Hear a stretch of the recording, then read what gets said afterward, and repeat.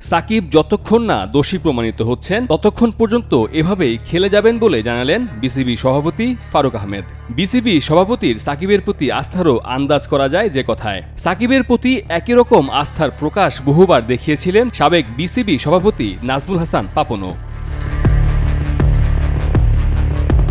সময়টা মোটেও ভালো যাচ্ছে না সাকিব আল হাসানের। সম্প্রতি নাফিসা কামালের সঙ্গে সাকিবের ঘোরাঘুরি নিয়ে বেশ গুঞ্জন উঠে সোশ্যাল মিডিয়ায়। তবে গুঞ্জনের ডালপালা মেলার আগেই সামাজিক যোগাযোগ মাধ্যমে এক দীর্ঘ পোস্ট দিয়ে বিষয়টি পরিষ্কার করেন সাকিব স্ত্রী শিশির।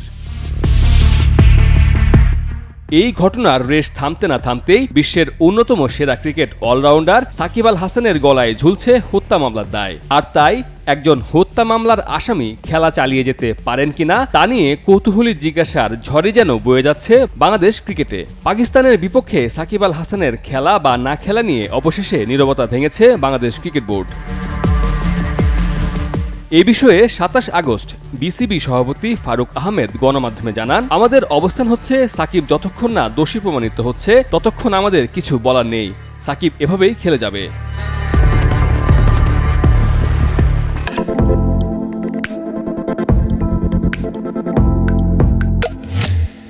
সাকিবকে নিয়ে এই দোলাচল তৈরি হয় বৈষম্য বিরোধী ছাত্র আন্দোলনের সময় পোশাক শ্রমিক রুবেল হত্যার নির্দেশদাতা হিসেবে তাকে অভিযুক্ত করে মামলা করা হলে। এরপর গত ২৪ আগস্ট সুপ্রিম কোর্টের আইনজীবী ব্যারিস্টার সজীব মাহমুদ আলম বিসিবিতে একটি লিগ্যাল নোটিশ পাঠান।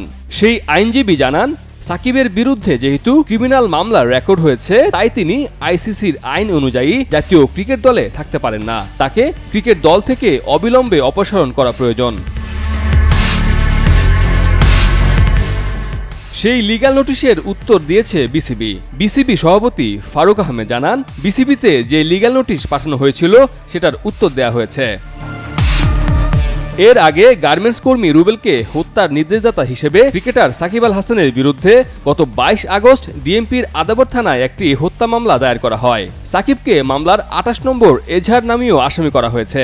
এছাড়া এই মামলার আসামি করা হয়েছে সাবেক প্রধানমন্ত্রী শেখ হাসিনা, ওবায়দুল কাদের সহ আরও ১৫৬ জনকে।